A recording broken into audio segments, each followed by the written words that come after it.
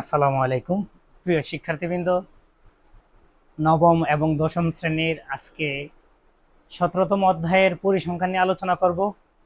যারা একটু normal student তাদের জন্য অত্যন্ত গুরুত্বপূর্ণ, কারণ পাস করতে গেলে অন্তত পক্ষে বাধ্যতামূলক আমাদের পরিসংখ্যান আনসার করতে হয় এবং এটাতে 10 নাম্বার 100% থাকবে। তাই তোমরা এই ভিডিওটা অত্যন্ত গুরুত্বপূর্ণ। তোমরা দেখবা, আশা করি তোমাদের পরিসংখ্যান নিয়ে আর কোনো চিন্তা বা কোনো টেনশনই থাকবে না। অন্তত পক্ষে তোমরা 10 মার্ক কনফার্ম তোমরা পাবে। আজকে আমরা এই ভিডিওর মাধ্যমে আমরা তোমাদের প্রচুরক, মধ্যক এবং সংক্ষিপ্ত গড় নিয়ে আলোচনা করব। প্রিয় শিক্ষার্থীরা, তোমরা একটু দেখো, আমরা অত্যন্ত সহজ নিয়মে একটা ভিডিওর মাধ্যমে তোমাদেরকে অনেক সহজ সিস্টেমে শেখানোর চেষ্টা করব। দেখো, আমরা প্রথমে আজকে করব প্রচুরক।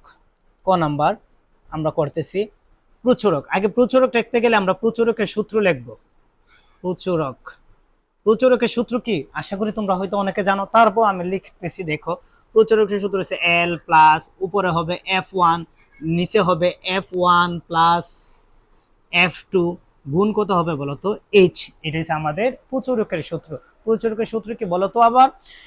L প্লাস উপরে হবে F1, নিচে হবে F1 প্লাস F2 গুণ H।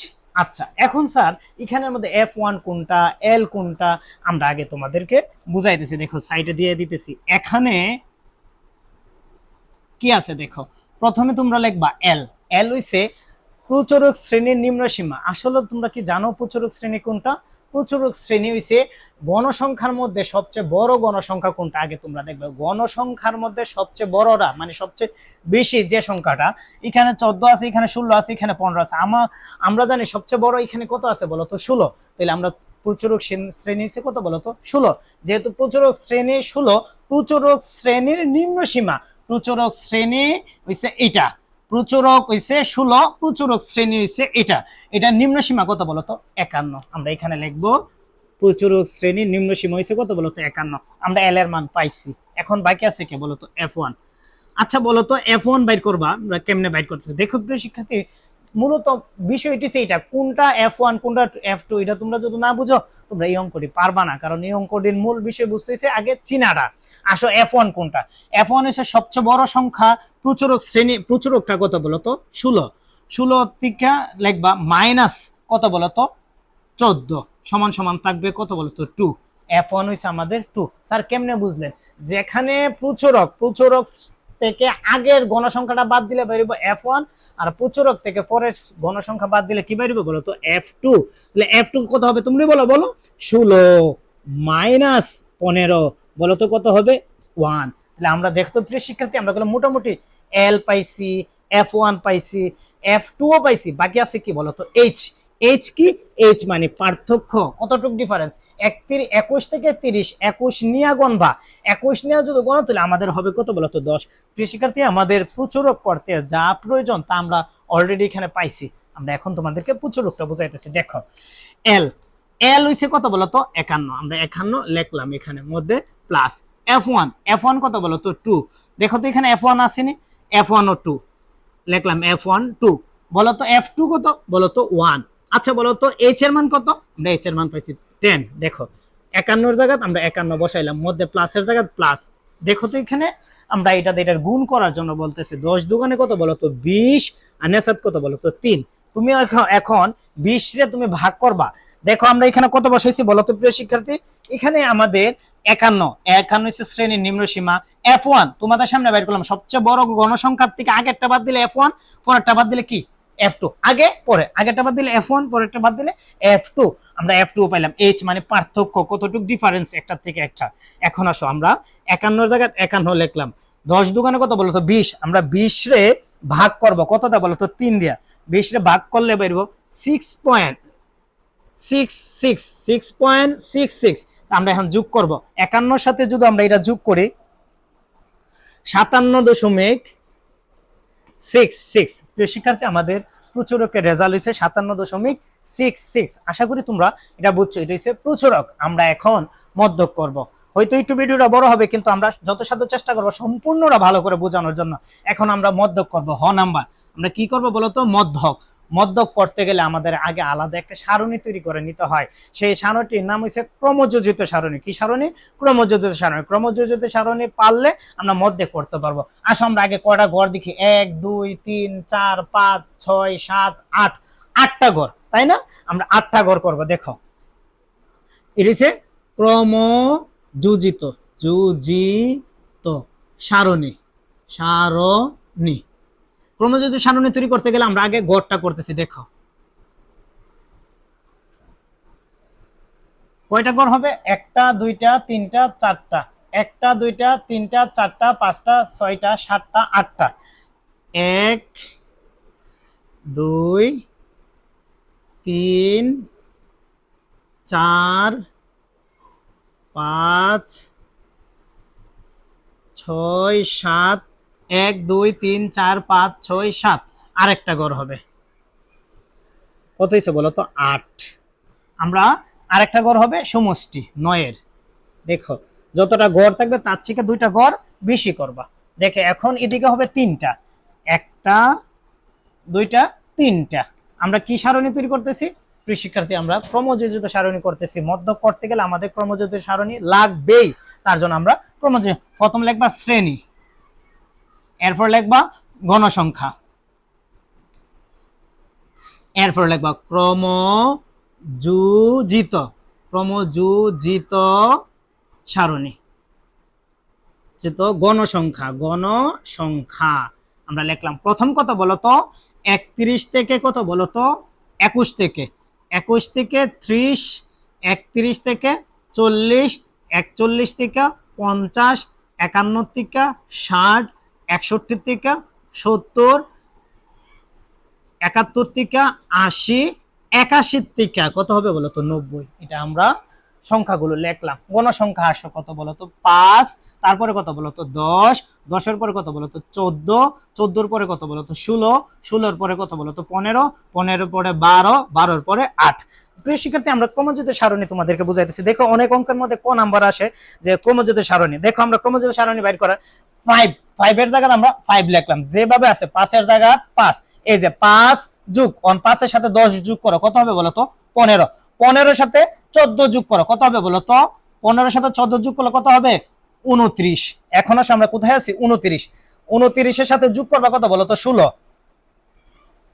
29-এর সাথে যদি তুমি 16 যোগ করো হবে 45। 45-এর সাথে তুমি 15 যোগ করো হবে 60। 60-এর সাথে তুমি 12 যোগ করো হবে 72। আর 72-এর সাথে তুমি 8 যোগ করো, কত হবে বলতো?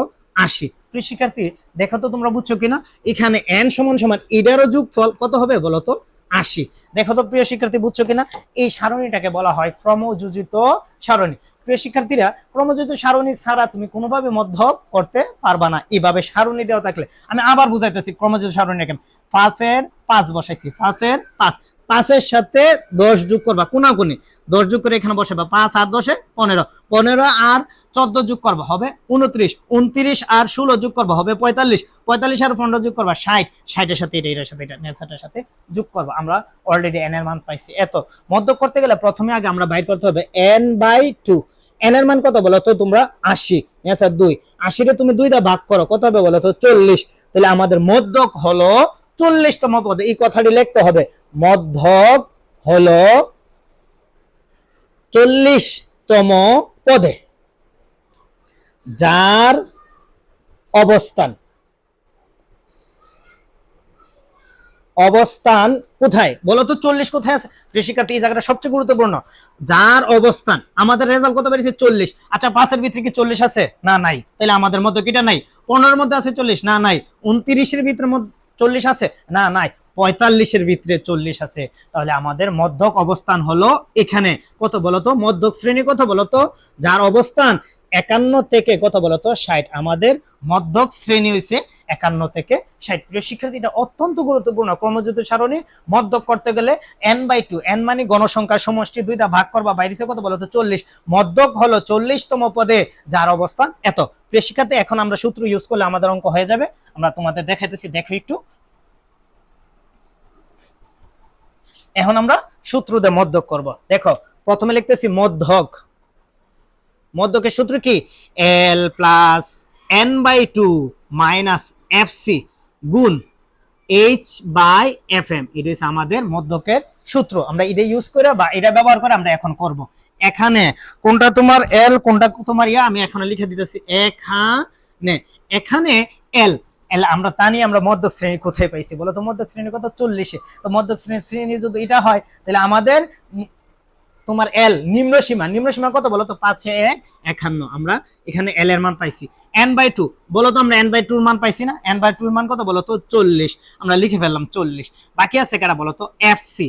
এফসি এখন আসো, আমরা সম্পূর্ণ ক্রমযুক্ত সারণীটা শুধু এফসি মান বাইর করার জন্য আমাদের ক্রমযুক্ত সারণীটা প্রয়োজন।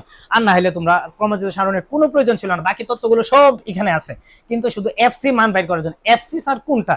যেখানে মধ্যক শ্রেণী অবস্থিত, যেখানে মধ্যক শ্রেণী অবস্থিত এর বরাবরে যাবে। দেখো মধ্যক শ্রেণী এটা না, এটার বরাবরই যাবে উপরের ক্রমযুক্ত গণসংখ্যা।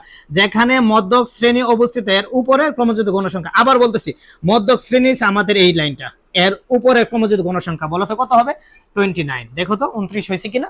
এখন আসো, বাকি আছে কারা বলো তো? এইচ। এইচ তো আমরা আগে জানি 10, কারণ পার্থক্য, প্রত্যেকটা পার্থক্য 10। বাকি আছে কি? বাকি আছে এফএম।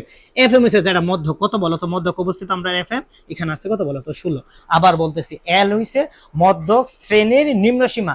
মধ্যক শ্রেণী আমরা পাইলাম 51 থেকে 60, এখানে নিম্নটা হইছে কত বলো তো? 51, লেগে আমরা পাইছি 51। n/2, n/2 হইছে গণসংখ্যা যত দেওয়া থাকবে দুইটা ভাগ করার পরে যেটা বাইর হবে এটা হইছে আমাদের n/2। এফসি যেখানে মধ্যক অবস্থিত এর উপরের ক্রমযুক্ত গণসংখ্যা, যেখানে মধ্যক অবস্থিত এর উপরে ক্রমযুক্ত গণসংখ্যা। আবার বলতেছি, এফসি যেখানে মধ্যক অবস্থিত এর উপরের ক্রমযুক্ত গণসংখ্যা। আর এফএম, এফএম হইছে যেটা তোমার মধ্যকের গণসংখ্যাটা আছে, এটাই এফএম, সবসময় এটা এফএম হবে। বাকি আছে 10। এখন আমরা দেখো বাকিটা এল বসে দিলে রেজাল্ট হয়ে যাবে। এল এর মান কত বলো তো? 5/1 প্লাস এটার মান কত বলো তো? 40। এফসির মান কত পাইছি বলো তো? 29। দেখো তো বুঝতেছো কিনা? গুণ এইচ এর মান কত বলো তো? 10। আর এফএম এর মান কত বলো তো? 16। শিক্ষার্থী অনেক সুজান, শুধু মান ঢালি বসাও। এখানে 51 জায়গা 51 মধ্যে প্লাস এটা বিয়োগ করলে থাকবো 11 গুণ উপরে কত হবে বলো তো? 10, নেচে হবে 16। প্রিয় শিক্ষার্থী বুঝো নাই? অত্যন্ত সহজ নিয়ম। দেখো 5/1 মধ্যে প্লাস এটাতে এটার গুণ করা হবে 110, নেচে কত হবে বলো তো? 16। এখন আমরা কি করবো বলো তো? 110 এর কতটা ভাগ করবো? ভাগ করে যোগ করলে আমাদের রেজাল্ট শেষ। দেখো প্রিয় শিক্ষার্থী, আমরা এখানে লিখছি 110 ভাগ কত বলো তো? 16।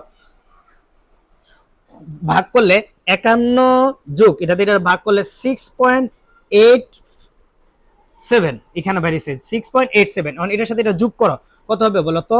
57.87। এই যে আমাদের রেজাল্ট। শিক্ষার্থী অনেক সহজ না? দেখো তো, আমরা তোমাদেরকে অনেক বারে আমি তোমাদেরকে বুঝাইছি কোনটা এফসি, কোনটা এল, কোনটা এফএম। যদি প্রিয় শিক্ষার্থী তোমরা এটা চিন্তা করো, এই অঙ্কটা অনেক সহজ। যারা তোমরা একটু দুর্বল আছো, যারা সবল আছো, তাদের জন্য, সবার জন্য এই পরিসংখ্যান বাধ্যতামূলক দিতে হয়। 10 নম্বর পরীক্ষায় আসবে। তোমরা যদি মধ্যক আর প্রচুরক শিখতে পারো, অন্তত পক্ষে তোমাদের। আর সংক্ষিপ্ত গড় আছে, আমরা হয়তো সময় বেশি হয়ে গেছে, তার কারণে সংক্ষিপ্ত গড় পরবর্তী ভিডিওতে আমরা দিতে চেষ্টা করব এবং বহুভুজ অজিব রেখা দিতে চেষ্টা করব। প্রিয় শিক্ষার্থী, তোমরা এই ভিডিওটা ভালো করে ফলো করবা। আশা করি সামনের ভিডিওটা দেখার পরে 10 নম্বর কনফার্ম তোমরা পরীক্ষায় আসলে পারবা। ধন্যবাদ প্রিয় শিক্ষার্থী, তোমরা ভিডিওটা সম্পূর্ণ দেখবে এবং খাতায় অঙ্কগুলো করতে চেষ্টা করবা এবং আমার চ্যানেলটা সাবস্ক্রাইব করবা। পরবর্তী ভিডিওগুলো যেমন তোমাদের সামনে আসে, তোমরা ভালো দেখো, ভালো করে পড়াশোনা করো। দোয়া করি তোমরা সামনে যেমন ভালো করে পড়ে ভালো রেজাল্ট করতে পারো। ধন্যবাদ প্রিয় শিক্ষার্থী।